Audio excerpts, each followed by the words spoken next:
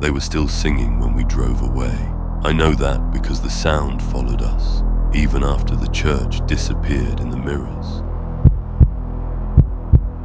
My wife and I were cutting through an isolated Appalachian valley to save time on a road trip back in October of 2019. It was already late, the kind of late where the mountains feel closer and the dark presses in from all sides. GPS had lost signal about 20 minutes earlier, so we followed the narrow 2-lane road as it twisted through trees and fog. No houses, no streetlights, just forest and the occasional rotting barn. That's when we saw the church. It sat in a dip between hills, half hidden by dead trees, white clapboard walls, a small steeple leaning slightly to one side. At first glance it looked abandoned, windows dark, paint peeling, but then we noticed the light, candlelight, dozens of flickering points glowing behind the stained glass windows, and singing, soft at first, barely audible over the engine. A low, steady hymn carried on the cold air. My wife slowed the car without either of us saying a word. The singing grew clearer, layered voices rising and falling in a way that felt wrong, too slow, too deliberate, like they were dragging the notes out longer than any choir should. There shouldn't be anyone out here, she said. I agreed, but curiosity got the better of me. We pulled onto the gravel shoulder across from the church. The moment the car stopped, the temperature seemed to drop. I remember rubbing my hands together, breath fogging even though the heater was still running. We stepped out. The sound hit us fully then. The hymn echoed from inside the church, not loud, but heavy. It vibrated in my chest. I couldn't make out the words, just the melody, old, unfamiliar, and deeply sad. The front doors were slightly open. Inside, rows of wooden pews were filled with people holding candles. Their faces were mostly hidden by shadows, but I could see enough to know something was off. Everyone was dressed in old-fashioned clothing, long dresses, dark suits, collars too stiff, styles that didn't belong anywhere near 2019. They didn't move like normal people either. No shifting, no coughing, just perfectly still bodies swaying in unison as they sang. The air smelled like smoke, not fresh smoke, old smoke, like a house that burned decades ago, but never fully lost the scent. My wife grabbed my arm and whispered, "We shouldn't be here." That's when the singing stopped. Instantly, every voice cut off at once, leaving a silence so deep my ears rang. Slowly, too slowly, the heads turned toward us. I felt their attention settle like a weight. Though I couldn't see their eyes clearly, I knew they were looking directly at us. One figure near the front stood up. The candlelight revealed patches of dark, uneven skin on their face, as if it had been badly burned and healed wrong. When they smiled, the expression didn't reach their eyes. "Service isn't finished," they said. The voice echoed unnaturally, like it came from multiple mouths at once. We didn't respond. We couldn't. My wife pulled me backward, and I didn't resist. As we stepped away from the doorway, the congregation stood in perfect unison. The candles flared brighter, flames stretching too high, almost touching the ceiling. The smell of smoke grew stronger, hotter. Then the singing started again, louder this time, faster, desperate. We ran. The moment we got back into the car, my wife floored it. Gravel sprayed behind us as we sped away, neither of us daring to look back until the road curved sharply uphill. In the rearview mirror, the church was gone. Not hidden, not dark. Gone. We drove in silence for nearly an hour before we reached a small town with a single gas station still open.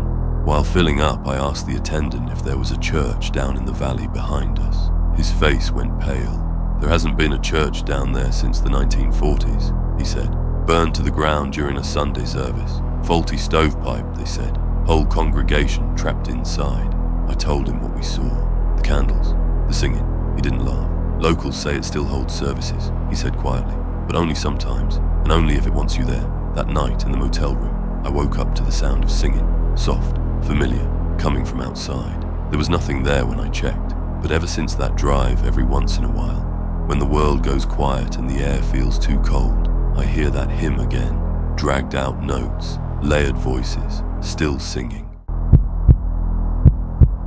The tree had my full name carved into it, first, middle, last, and underneath it was a date from 23 years before I was born.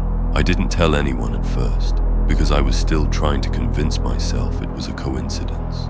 I grew up hunting on my family's land in the northern part of the state.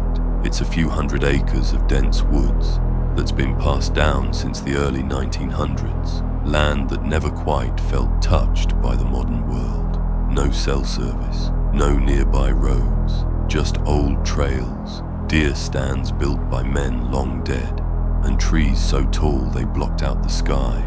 I learned to walk there, learned to shoot there, and eventually learned how quiet a place can be when it doesn't want you in it. Last November, I went out alone for a weekend hunt. My dad couldn't make it, and I didn't mind. I liked the solitude. The woods were cold and damp, the kind of cold that seeps through layers and settles in your bones. Every step crunched with dead leaves, and the air smelled like wet earth and rot. On the second morning, I decided to push farther north than I usually did, toward a section of land we rarely hunted. It was thicker there, less traveled.